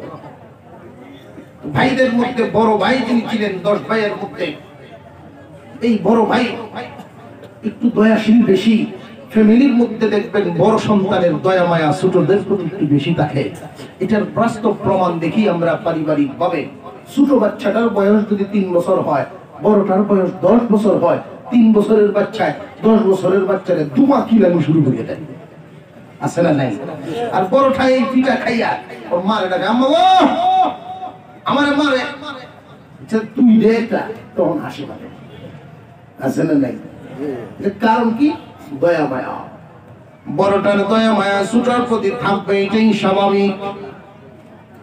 ইউসুফ আলাইহিস সালামের যেই 10 ভাই, 10 ভাইয়ের মধ্যে সবার বড়জন তিনি বলেন, না না, হত্যা করার পক্ষে আমি নই। ইউসুফকে মেরে ফেলবা যেমনই হোক, যদিও সৎ ভাই, কিন্তু আমার বাবার সন্তান তো, হত্যা করার পক্ষে আমি নই, হত্যা করতে পারবা না। যদি তুই আমরার সাথে না থাকস, তাহলে তোরেও কিন্তু ইউসুফের দশা করবো। এখন তো বড় ভাইও পড়ছে বেকায়দায়। বড় ভাই বলেন, আমি তো তোদের দলের সাথে আছি, কিন্তু মারার পক্ষে আমি নই। বাবার আদর পাওয়াই হলো আমাদের উদ্দেশ্য। তাকে দেশান্তর করে দেই, একটা কাজ করি, এমন জায়গায় ফেলে দেই যেন ইউসুফ জীবনেও আর কোনোদিন আমাদের বাড়িতে আসতে না পারে, জীবনেও আব্বার সামনে আসতে পারবে না। মারা তো ঠিক হবে না, আমাদের শরীয়তে মানুষ মারাটা বড় গুনার কাজ। মারবো না, দেশান্তর করে দেই, কোন একটা কুয়ার ভিতরে নিয়ে ফেলাইয়া দিব। কুয়ার ভিতরে ফেলাইয়া দিলে প্রতীক দল যদি আসেন, সেখান থেকে উঠাইবে, যেই দেশের মানুষগুলো তারে উঠাবে সেই দেশে নিয়ে যাবে। জীবনে আর কোনোদিন ইউসুফ বাড়িতে আসতে পারবে না। তারা মোটামুটি ভাবে এই কথার মধ্যেই সিদ্ধান্ত নিল, ঠিক আছে বড় ভাই যা বলছেন আমরা তাই করব, জীবনেও যাতে বাড়িতে না আসতে পারে এই চিন্তাটাই আমরাও করব। কিন্তু এখন সমস্যা হলো, আব্বা তো ইউসুফকে চোখের আড়াল করেন না, হাতছাড়া করেন না। বাবার কাছ থেকে ইউসুফকে কেমনে নেওয়া? 13 বছর বয়স হয়ে গেল ইউসুফের। আব্বা যেদিকেই যায় ইউসুফরে সাথে সাথে রাখেন, হাতছাড়া করেন না। এখন তাকে হাতছাড়া কেমনে করানো যায়? 10 ভাই মিলিয়া একসাথে যখন তারা গেল ইউসুফ আলাইহিস সালামের কাছে, ইউসুফ আলাইহিস সালামের ব্যাপারে বাবার কাছে গিয়া বলার জন্য, দরখাস্ত করার জন্য। রাতের বেলায় এশার নামাজ পড়ে যখন ইয়াকুব আলাইহিস সালাম বসে আছেন, ইউসুফ পাশে আছে, এমনি 10 ভাই একসাথে গিয়া ইয়াকুব আলাইহিস সালামের সামনে বলা শুরু করে দিল, ক্বালু ইয়া আবানা, হে আমাদের আব্বাজান, মা লাকা লা তা'মান্না আলা ইউসুফ, ইউসুফের ব্যাপারে কি আপনি আমাদের উপরে ভরসা করেন না? আপনি আমাদেরকে বিশ্বাস করেন না? ইউসুফের ব্যাপারে আপনি আমাদের ব্যাপারে সন্দেহ পোষণ করেন, আমাদেরকে আপনি বিশ্বাস করেন না, পছন্দ করেন না যে ইউসুফ আমাদের সাথে চলাফেরা করুক, ইউসুফ আমাদের সাথে ঘোরাফেরা করুক, আমরা যা করি ইউসুফ তা শিখুক, আপনি কি এটা চান না? অর্থাৎ মনে হয় আপনি বোধহয় আমাদেরকে বিশ্বাস করেন না। ওয়া ইন্না লাহু লানাসিউন, অথচ আমরা 10 ভাই সবাই ইউসুফের শুভাকাঙ্ক্ষী। বাবা ও বাবা, আমরা সবাই ইউসুফের শুভাকাঙ্ক্ষী, আমরা ইউসুফের ভালো চাই, খারাপ চাই না। আমরা চাই ইউসুফ আমাদের দেখে দিকে কাজগুলো শিখুক, বাহিরের ঘোরাফেরা করিয়া বাহিরের আবহাওয়াটা সম্পর্কে কিছু ধারণা করুক এবং সামাজিক অবস্থাটাও দেখুক। আমরা যেইখানে কাজকর্ম করি গো আব্বা, ওইখানের অবস্থাটা অনেক সুন্দর, বিশাল খোলামেলা মাঠ, ফল ফ্রুটের বাগান, সেখানে দৌড়াদৌড়ি করতে পারবে, স্বাস্থ্যের জন্য ভালো হবে, ফল ফ্রুট খাইতে পারবে, পরিবেশ বড় সুন্দর আছে আব্বা, আমাদের সাথে দিন, সার মনটাও ভালো হয়ে যাবে। আমরা 10 ভাই মিলিয়া আমাদের ছোট আদরের ভাইটারে, এত সুন্দর ভাই, এই ভাইয়ের দেখাশোনা করবো আব্বা। আরসিলহু মা'না গাদা, আগামীকাল আপনি আমাদের সাথে ইউসুফরে দিয়া দেন, ইয়ারতা ওয়া ইয়ালআব ওয়া ইন্না লাহু লাহাফিজুন। ও আব্বাজান, ওইখানে সে দৌড়াদৌড়ি করতে পারবে, মনের আনন্দে ঘোরাফেরা করবে, ইচ্ছা মতো ফল ফ্রুট খাইতে পারবে, মনটা তার ভালো হবে। বহুদিন যাবত ইউসুফ তো শুধু ঘরে ঘরেই সময় কাটায়, ঘরের ভিতরেই থাকে, আপনার সাথেই থাকে, বাহিরের কোনো খোঁজখবর সম্পর্কে তার ধারণা নাই। আমরা 10 ভাই মিলিয়া দেখাশোনা করবো, চিন্তার কোনো কারণ নাই। বাবার কাছে যখন দরখাস্ত করলো, ইয়াকুব আলাইহিস সালাম তখন যেই জবাবটা দিয়েছিলেন, তিনি বলেন, ক্বালা ইন্নী লা ইয়াহযুনুনি আন তাযহাবু বিহি ওয়া আখাফু আন ইয়াকুলাহু আয-যি'বু ওয়া আনতুম আনহু গাফিলুন। ইয়াকুব আলাইহিস সালাম কথা বললেন দুইটা। এক নম্বর কথা হলো, 4 বছর বয়সে তার আম্মা যখন দুনিয়া থেকে বিদায় হয়, এরপর থেকে ইউসুফরে আমি নিজের হাতে গোসল করাই, নিজের হাতে খানা খাওয়াই, একসাথে নিয়ে ঘুমাই, একসাথে জাগি, কোন জায়গায় গেলে ওর সাথে করে নিয়ে যাই, আমার হাত ছাড়া করি না। যেই সন্তানটা সব সময় মার কাছে থাকে, হঠাৎ করে যদি বাবার সাথেও কোথাও যায়, তবু মার চিন্তা লাগে। মনে করেন বাবাই যদি মার কাছ থেকে সন্তানকে নিয়ে চুল কাটার জন্য সেলুনে যায়, 1 ঘন্টার কথা বলে গেল, যদি 2 ঘন্টা কোনো কারণে হইয়া যায়, তখনই মার পেরেশানি বাড়িয়া যায়, কখন আসবে কখন আসবে। অথচ গিয়েছে কি শত্রুর সাথে না বাবার সাথে? যদিও বাবার সাথে গিয়েছে, তবু মার চিন্তা আছে না নাই? ইয়াকুব আলাইহিস সালাম বলেন, বাবারা, আমার চিন্তা হয় ইউসুফরে হাতছাড়া করা, চোখের আড়াল করাটা আমার চিন্তা হয়, আমার ভয়ও হয়। কিসের ভয়? তোমরা যে এখানে কাজকর্ম করার জন্য যাও, ওই এলাকাটা হলো বাঘের উপদ্রব। যদি তোমাদের অমনোযোগের কারণে আমার এই কলিজার টুকরা ইউসুফরে বাঘে খাইয়া লায়। 1 নম্বর কথা হলো, আমার চোখের আড়াল হলেই চিন্তা বাড়িয়া যায়, পেরেশানি বাড়িয়া যায়। 2 নম্বর, আমার ভয় লাগে যদি বাঘে খাইয়া ফেলে। তোমরা যদি অমনোযোগী হইয়া যাও, তখন তারা বলেছিল, ক্বালু লা ইন আকালাহু যি'বু ওয়া নাহনু উসবাতুন ইন্না ইযাল লাখাসিরুন। আব্বা কি বলেন? আপনি কি আমাদের সম্পর্কে জানেন না? ও আব্বাজান, আমরা না শক্তিশালী একটা দল, 10 ভাই, আর এক এক ভাইয়ের শক্তি সম্পর্কে তো আপনি জানেন। আপনি পিতা, আমরা হইলাম সন্তান। তাফসীরের কিতাবের মধ্যে উল্লেখ করা হয়েছে ইয়াকুব আলাইহিস সালামের ভাইয়েরা এত শক্তিশালী, এক একজন এক একটা বাঘের সাথে মাইল করতে পারে। সুবহানাল্লাহ। নবীর পুত্র তারা এক একজন বাঘের সাথে মাইল করতে পারে। আমরা একটা শক্তিশালী টিম, আমাদেরকে দেখে বুঝি বাঘে খায় লাইব আমাদের কলিজার টুকরা ভাইটারে। আমরা থইয়া যদি বাঘে খায় ফেলে আমরা থাকতে না থাকতে তো সমান কথা হই। আব্বা আপনি চিন্তাই করবেন না। বাবা অত চিন্তায় পড়ে গেলেন। যাদের ইনকামে সংসার চলে, যারা আমার পিছনে হাল ধরেছে, তাদের কথাও তো মানা লাগে। আর তারা বলতেছে আদরের সুরে, ইয়াকুব নবী তো বুঝতে পারেন নাই তাদের ভিতরে যে শয়তানি।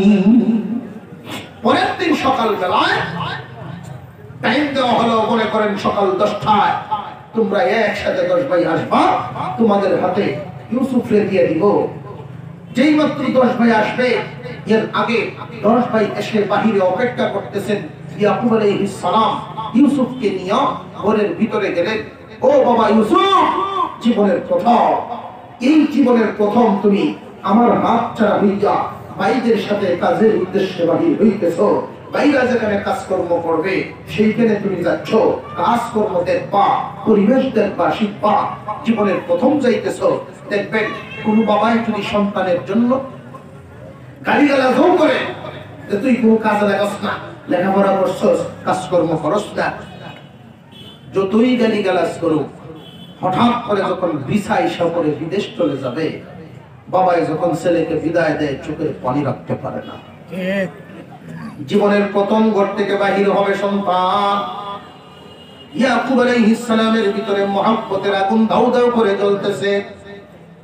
ইয়াকুব নবী ইউসুফকে নিয়ে ঘরের ভিতরে ঢুকলেন। একটা তাবিজ ইয়াকুব আলাইহিস সালাম ইউসুফের গলায় বেঁধে দিলেন। কোন বর্ণনায় কোমরে বেঁধে দিলেন একটা তাবিজ। ওই তাবিজটা আমি আমার বাবার কাছ থেকে পাইছিলাম ইউসুফ, আমার আব্বা আমাকে দিয়েছিলেন, না এটা তোমারে দিলাম, বরকতের একটা তাবিজ। এই বরকতের তাবিজের উসিলায় আল্লাহ তোমাকে হেফাজত করবেন।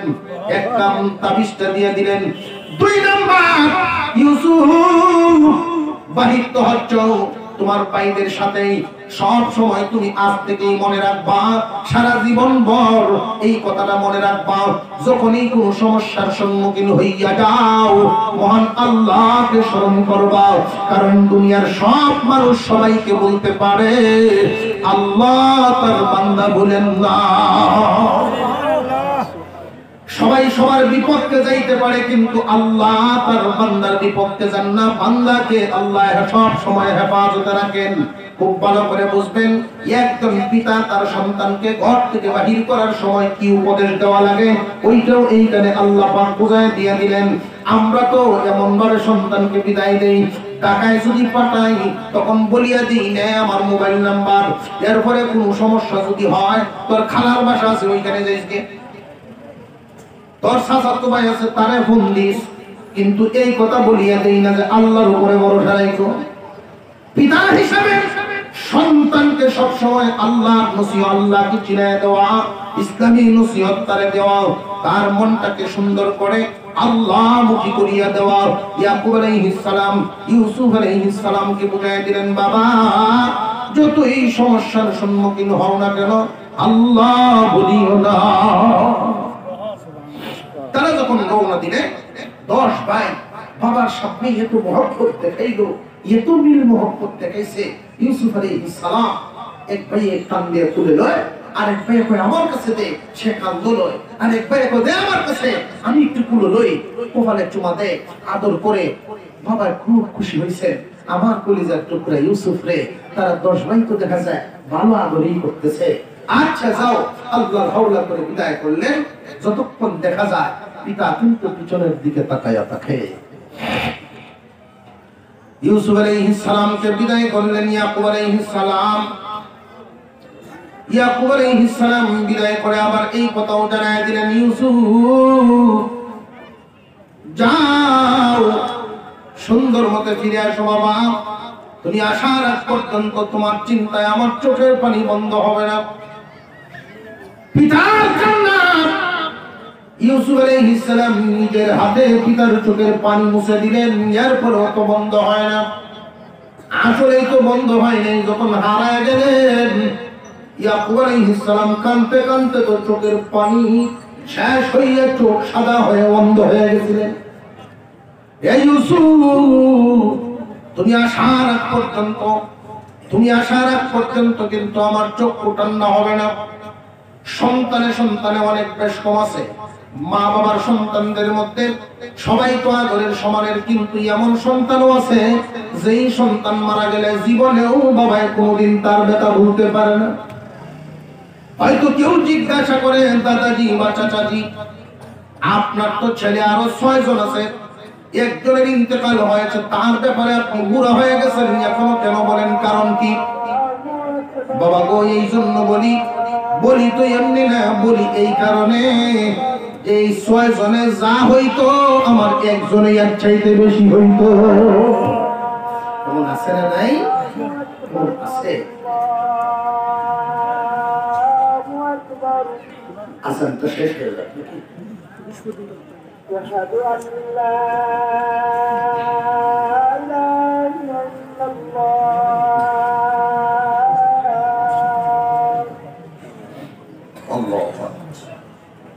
أشهد أن لا إله إلا الله।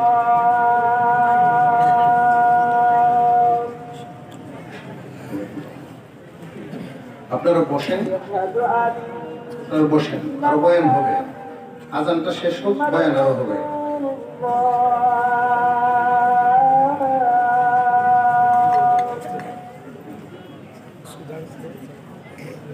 أشهد أن محمدا رسول الله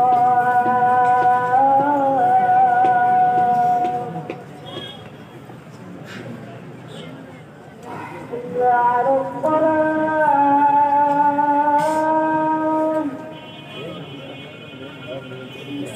حي على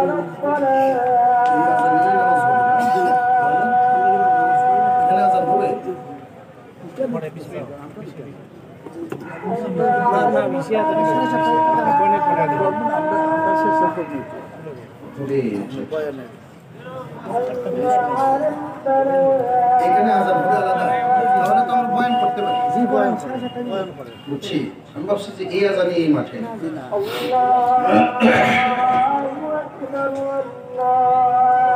ইউসুফ আলাইহিস সালামের ভাইয়েরা একসাথে নিয়ে রওনা দিলেন। তারাও দেখতেছেন বাবা তাকায় আছে, কথা বুঝতেছেন আপনারা? আর ইউসুফ আলাইহিস সালাম যখনই ঘাড় ঘুরায় তাকান ইয়াকুব আলাইহিস সালামের দিকে, তিনি আঙ্গুলটা উপরের দিকে ওঠা, বাবা মনে রাখবা, মুসিবতটা মনে রাখবা, এক আল্লাহর উপরে ভরসা রাখবা। যাইতে যাইতে যখন ইউসুফ আলাইহিস সালাম আর তার ভাইয়েরা চোখের আড়াল হয়ে গেলেন, একটা পাহাড়ের আড়ালে ঢুকে গেলেন। আর যখন দেখা যায় না, পিতা দেখতেছেন না, ইয়াকুব নবী তো নির্ভয়ে আছেন, নিশ্চিন্তে আছেন, কিন্তু এর পরেও মায়া মহব্বতে চোখের পানি ঝরে। কিছুক্ষণ দূরে যখন গেলেন, দূরে গিয়াই তাদের ভাব পরিবর্তন হয়ে গেল। 10 ভাই যেই আদর নিয়েছিলেন, এত আদর একজন কুলে লয়, একজন কাঁধে উঠায়, কিন্তু এই আদর মুহূর্তের ভিতরেই পাল্টে গেল। এক একজনের চেহারা হিংস্র বাঘের মতো বাপ ধরলো, ঢিল মেরে জমিনে ফেলায় দেয়। একজনে গিয়া লাথি মারে, আরেকজন থাপড় মারে। ইউসুফ আলাইহিস সালাম 13 বছরের মানুষ, আল্লাহর একজন পয়গম্বর, যিনি এত সম্মানী, বাবার আদরের সন্তান, জীবনে ফুলের টোকাটা পর্যন্ত তার গায়ে লাগে নাই। এত পিঠা যখন তার উপরে শুরু হয়ে গেল, তিনি দৌড়াইয়া এক ভাইয়ের সামনে গিয়ে হাজির হয়ে বাইরে যখন দাঁড়ায় ধরেন, ভাই মেজু ভাই আমার কেন মারে, তুমি আমার একটু হেফাজত করো। না না, ওই ভাইও নিরাপদ নয়, সেও মার দিয়া বিদায় দেয়। এইভাবে যখন 10 ভাই কারোর কাছে কোনো আশ্রয়ের ব্যবস্থা নাই, তখন ইউসুফ আলাইহিস সালামের মনে হয়ে গেল, তখনই মনে হয়ে গেল আমার আল্লাহ ছাড়া কোনো গতি নাই। আল্লাহু আকবার বলে চিৎকার মারলেন। এমনি মেজু ভাইটা গলার মধ্যে আইসা টিপা মারছে। টিপা যখন মারছে, বড় ভাইয়া ধমক দিয়া বলে স্যার দমে মারা যাবে না, আগের থেকেই আমাদের ওয়াদা, দমে মারা যাবে না, করতে যদি কিছুই হয় তাহলে কুয়ার ভিতরে ফেলায়া দেন। ওইখানে একটা কুয়া ছিল কেনান নগরীর রোডের সাথে, রাস্তার সাথে একটা কুয়া, গভীর কুয়া, 70 হাত গভীর। ওই কুয়াটা যদি যে সময় একদম পানি না থাকে তবু 20 হাত থাকে, 50 হাত কালি 20 হাত পানি, এর চাইতে কোনো সময় কমে না। এত গভীর একটা কুয়া, এই কুয়ার ভিতরে নিয়ে ফেলায় দেই। রাস্তা দিয়ে শুধু কোন দল এই দিক দিয়ে মানুষ আসা যাওয়া করে, বাণিজ্যিক কাফেলা অনেক সময় আসা যাওয়া করে, যেই দেশের মানুষ তারে ওঠাই বসে এই দেশে নিয়ে যাবে। কুয়ার ভিতরে ফেলানোর জন্য 10 ভাই যখন একত্রিত হয়ে গেল এক মনে, 10 ভাই একসাথে যখন নিয়ে কুয়ার ভিতরে ফেলাইয়া দিবে, আরেক ভাই ডাক দিয়া বলে কুয়াতে যে ফেলাইবে আব্বারে গিয়া কি বলবে? আব্বার কাছে গিয়া তো কিছু একটা বলতে হবে, যে বাবার কাছে যদি গিয়া বলি মিথ্যা কথা বললে এমন ভাবে সাজায়া বলতে হবে যেন আব্বাই বুঝে এবং বিশ্বাস করে।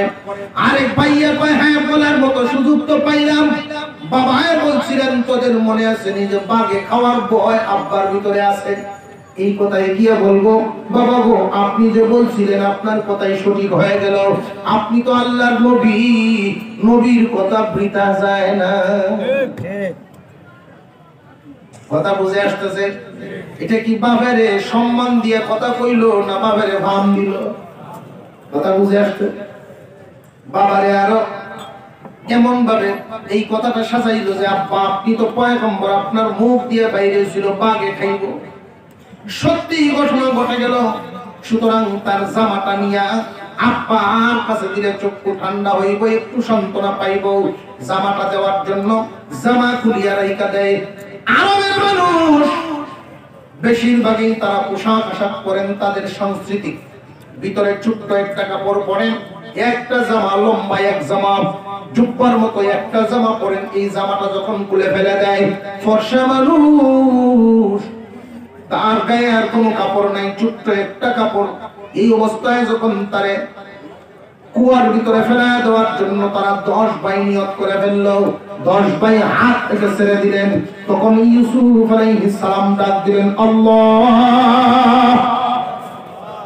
ইয়াকুব আলাইহিস সালাম যে বলেছিলেন তুমি আল্লাহকে স্মরণ করবা মহা বিপদের সম্মুখীন হইয়া, দুনিয়ার সবাই তোমাকে ছাড়তে পারে, আল্লাহ তার বান্দা ছাড়েন না। ইউসুফ আলাইহিস সালাম এই বিপদের সম্মুখীন হয়ে যখন ডাক দিলেন আল্লাহ, আমার আল্লাহ তখন বলেন জিবরাইল, সম্মানীর পুত্র সম্মানী, সম্মানীর পুত্র সম্মানী, করিম ইবনু করিম ইবনু করিম ইবনু করিম, করিম ইবনু করিম ইবনু করিম ইবনু করিম, ইউসুফ ইবনু ইয়াকুব ইবনু ইসহাক ইবনু ইব্রাহিম। সম্মানীর পুত্র সম্মানী, সম্মানীর পুত্র সম্মানী। ইব্রাহিম আলাইহিস সালাম সম্মানী, তার সন্তান ইসহাক আলাইহিস সালাম সম্মানী, তার সন্তান ইয়াকুব আলাইহিস সালাম সম্মানী, এবার তার সন্তান ইউসুফ আলাইহিস সালাম সম্মানী। এই সম্মানী মানুষটাকে অসম্মান করে যারা কুয়ার ভিতরে ফেলায় দিল, তাদের লক্ষ্য উদ্দেশ্য আমি সঠিক হইতে দিব না। জিবরাইল, তারে তুমি গিয়া পানিতে লাগবার আগে ধরিয়া ফেলো। জিবরাইল আলাইহিস সালাম তখন ছিলেন সিদরাতুল মুনতাহা। সিদরাতুল মুনতাহা তো ভাই আমাদের হবিগঞ্জের পিছনে না, সিদরাতুল মুনতাহা হলো প্রথম আসমান, জমিন থেকে 500 বছরের রাস্তা, আসমানটা হলো আরো 500 বছরের রাস্তা পুরো। এইভাবে একটা শূন্যস্থানে একটা আসমান 1000 বছরের রাস্তা হয়। 7টা আসমান আসমান 7টা শূন্যস্থান, 7,000 বছরের রাস্তা। এই জমিন থেকে 7 আসমান 7,000 বছরের রাস্তা। এই 7,000 বছরের রাস্তা সপ্তম আসমান থেকে আরো 7,000 বছরের রাস্তা দূরত্ব হলো সিদরাতুল মুনতাহা, 14,000 বছরের রাস্তা। তাও আবার কিসের গতিতে? সাইকেল দৌড়ানো যে না, ঘোড়া দৌড়ানো তাও না, এরোপ্লেন তাও না, আলোর গতি প্রতি সেকেন্ডে 1,86,000 মাইল যাইতে পারে। 1,86,000 মাইল যাইতে পারে। এই গতিতে গেলে হবে 14,000 বছরের রাস্তা। এত দূর জিবরাইল আমিন বড়ই গাছের সাথে হেলান দিয়া বসা। আল্লাহ ডাক দিলেন, হে জিবরাইল, আমার সম্মানের পুত্র সম্মানী, আমার ইউসুফকে তারা ফেলে দিয়েছে, আমি তার অসম্মান আর সহ্য হয় না, যাও পানিতে লাগবার আগেই তারে গিয়া দরিয়া ফেলো। ওই দিন জিবরাইল বলেন, একটা নয় দুইটা নয়, আমি একসাথে 600 নূরের পাকা ছেড়ে দিয়ে টান দিলাম। লক্ষ্য করে দেখি ইউসুফও যায় আমিও যাই, ইউসুফও যায় আমিও যাই। ইউসুফ পানিতে লাগবার আগেই আমি কানানের কুয়ার ভিতরে পৌঁছে গেলাম।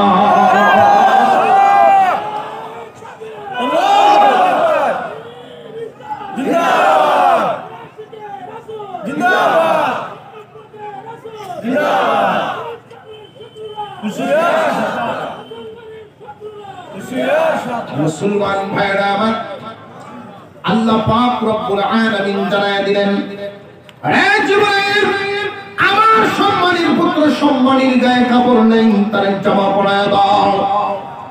জিবরাইল আলাইহিস সালাম বলেন, এই মুহূর্তে জামা পাবো কোথায়? জান্নাত থেকে আনবো নাকি? জানা জান্নাতি জামা এখানে হাজির আছে। জান্নাতি জামা কোথায়? জিবরাইল আলাইহিস সালাম আল্লাহ জানায় দিলেন, তাকায় দেখো, তার কোমরের মধ্যে একটা তাবিজ আছে। এই তাবিজটার ভিতরে তুমি টান দাও, একটা জামা আছে তাবিজের ভিতরে। এই তাবিজের ভিতরে জামা কোথায় থেকে আসলো? মুফাসসিরিনে কেরাম বর্ণনা করেন, যেই দিন ইব্রাহিম আলাইহিস সালামকে নমরুদের আগুনের মধ্যে ফেলা হয়, ওই দিনও তার গায়ের কাপড় খুলে ফেলা হয়েছিল। আল্লাহ পাক রব্বুল আলামিন জান্নাতি পোশাক ওই দিন আগুনের ভিতরে পড়াইছিলেন। আগুন থেকে বাহির হয়ে ইব্রাহিম আলাইহিস সালাম বলেছিলেন, আল্লাহ, এই জামা নিয়ে যাও, যেন জান্নাত থেকে যা বাহির হয় আর ঢুকানোর দরকার নেই, বরকতের জন্য রেখে দাও। এই জামার বৈশিষ্ট্য হলো ছোটও করা যায় বড়ও করা যায়, টান দিলে ছোটও হয়, আবার টান দিলে বড়ও হয়। ছোট বানাইয়া তাবিজ বানাইয়া বরকতের জন্য রেখে দেওয়া হয়েছিল। ইব্রাহিম আলাইহিস সালাম তার সন্তান ইসহাক আলাইহিস সালামকে এই বরকতের তাবিজ দিয়েছিলেন। ইসহাক আলাইহিস সালাম এই বরকতের তাবিজটা ইয়াকুব আলাইহিস সালামকে দিয়েছিলেন। ইয়াকুব আলাইহিস সালাম কিছুক্ষণ আগেই তো ইউসুফ আলাইহিস সালামের কোমরে বেঁধে দিলেন। হে জিবরাইল, টান দাও, এই জামাটা টান দিয়ে ইউসুফকে পরাইয়া তার একটা অভয় বাণী শুনে দাও। চিন্তার কোনো কারণ নাই, ভাবনার কোনো কারণ নাই। 10 ভাইয়ের মারের কারণে তার ভিতরে ভয় ঢুকে গেছে, ভিতরে ভয় আসার কারণে তর করে কাঁপতেছে, তারে তুমি অভয় বাণী শোনায়া দাও। আমি আল্লাহর পক্ষ থেকে অভয় বাণী শোনায়া দাও। জিবরাইল আমিন তখন অভয় বাণী শোনায়া দিলেন। আল্লাহ পাক বলিয়া দিলেন, এই বাণীটা শোনায়া দাও, ওয়া আউহাইনা ইলাইহি লাতুনাব্বিআন্নাহুম বিআমরিহিম হাযা ওয়া হুম লা ইয়াশউরুন। ও ইউসুফ, আজকে তারা তোমাকে এই অপমান অপদস্থ করে, লাঞ্ছিত করে, কুয়ার ভিতরে নিক্ষেপ করে দিল। এমন একটা দিন আসবে যেই দিন তারা ভিক্ষুকের বেশে তোমার সামনে হাজির হবে। তুমি বর্ণনা করবে, তুমি ঠিকই চিনবে, কিন্তু ওরা তোমাকে চিনবে না। আল্লাহ তোমাকে এমন একটা স্থান, মর্যাদার স্থানে আদিষ্ট করবেন, এমন একটা স্থানে তোমাদেরকে আল্লাহ তোমাকে উঠায় দিবেন। তারা তোমার সামনে ভিক্ষুকের সামনে বেশে হাজির হবে, তুমি তাদেরকে চিনবে, বর্ণনা করবে, কিন্তু তারা তোমাকে চিনবে না। অভয় বাণী পাইলেন, 3 দিন সেখানে থাকবেন। ওই দিক দিয়ার ঘটনা হলো ইউসুফ আলাইহিস সালামের ওই যে 10টা ভাই, এই 10 ভাই তারা জামাটা নিয়া মিথ্যা রক্ত মাখাইয়া রাতের বেলায় বাবার সামনে যখন হাজির হয়, ইয়াকুব আলাইহিস সালাম তাকায় আছে, কলিজার টুকরা ইউসুফ তাদের সাথে গিয়েছে, রাস্তার দিকে তাকায় আছে। গোনা শুরু করলে দেখা যায় 10 পুত্র আছে আর এক পুত্র নাই। কিরে 10 জন আছে আর একজন নাই কেন? 10 জন যখন সামনে হাজির হয়, বাবার সামনে গিয়ে ওরা কাঁদিয়া কাঁদিয়া মিথ্যা কান্নার ভাব, চোখের পানি মিথ্যা পানি নিয়ে বাবার সামনে হাজির হয়। ওয়াজাউ আবাহুম ইশাআন ইয়াবকুন, কান্না কান্না অবস্থায় গিয়ে বাবার সামনে হাজির হয়। কাঁদিয়া কাঁদিয়া তারা বর্ণনা করে, ক্বালু ইয়া আবানা ইন্না যাহাবনা নাস্তাবিকু ওয়া তারাকনা ইউসুফা ইনদা মাতাইনা ফাআকালাহু الذئب وما أنت بمؤمن لنا ولو كنا صادقين। আব্বাজান, আমরা দৌড় প্রতিযোগিতায় গিয়েছিলাম 10 ভাই। আমাদের যে মাল সামান ছিল, এই মাল সামানের কাছে ইউসুফরা রাইতে গেছিলাম। আব্বা গো, দৌড় প্রতিযোগিতা যখন হয় তখন সবাই তো সামনের দিকে যায়, দৌড় দিয়ে সামনের দিকে যায়। মালগুলোর কাছে ইউসুফরে যখন রাখিয়া গেলাম তখন একটা বাঘে আমার ভাই কলিজার টুকরা ভাইরে কায়া লাইছে। আব্বা, যদিও আমরা সত্যবাদী, আপনি তো বিশ্বাস করবেন না আমাদের কথা, যদিও আমরা সত্য কথা বলতেছি। এই দেখুন প্রমাণ, ইউসুফ আলাইহিস সালামের জামাটা তখন তার সামনে তুলে ধরা হলো। যেই জামা খুলে আনছিলেন মিথ্যা রক্ত মাখাইয়া যখন বাবার সামনে তুলে ধরা হলো, ওয়াজাউ আলা কামিসিহি বিদামিন কাযিব, মিথ্যা রক্ত মাখাইয়া বাবার সামনে তুলে ধরছে। বাবার সামনে যখন তুলে ধরছে, বাবা তো পয়গম্বর, তিনি কি বোকা না বুদ্ধিমান? জেনে রাখবেন, যেই যুগে যিনি নবী হন, সবচেয়ে বড় জ্ঞানী হন। আল্লাহ কোন বোকা মানুষের নবুয়তি দেন না। যেই যুগে যিনি নবী হন, সবচেয়ে বড় জ্ঞানী হন। ইয়াকুব আলাইহিস সালাম বলেন, বাবারা রে, রক্ত মাখা জামাটা তো আমার কাছে আনলা ঠিকই, কেমন শিক্ষিত ভাবে খাইলো, আমার রূপের জামাটা দি চিরা নাই, আমার ছেলের জামা তো চিরা নাই, একটা বোতাম পর্যন্ত ছিড়লো না। আমার পুত্রে বাইর করলো কেমনে রে ছেলেরা, কেমন শিক্ষিত ভাবে খাইলো, এমনি 10 ভাইয়ের ভিতরে এমনি চিপা মারছে, করলামটা কি? খুব সাবধান জেনে রাখবেন, কোন মানুষ যদি ভুল করে, ভুলের পিছনে আরো ভুল থাকে, ভুলের পিছনে ভুল থাকে, সেই ভুলে তার ধরা পড়ে।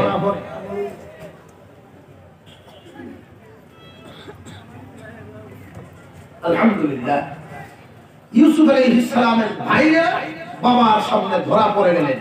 মুঠামুঠি ধরা পড়ছেন, 10 ভাই 10 দিকে দৌড় শুরু করে দিয়েছে। যা, এই পর্যন্ত আমরা একটু শিক্ষা নিতে পারি। এটা হলো ইউসুফ আলাইহিস সালামের যেই 10 ভাই শত্রুতা শুরু করলো, এই শত্রুতাটা একদম বেঠিক। নিজেদের ভিতরে মহব্বত তৈরি করলে শয়তানের ধোঁকায় যেন আমাদের ভিতরে মহব্বত নষ্ট না হয়, একে অপরের প্রতি মহব্বত রাখবো। আল্লাহ পাক আমাদের এখান থেকে আরো শিক্ষা নেওয়ার তৌফিক দান করুন, বলুন আমিন। আরো জোরে বলেন আমিন। ওয়া আখিরু দাওয়ানা আলহামদুলিল্লাহ।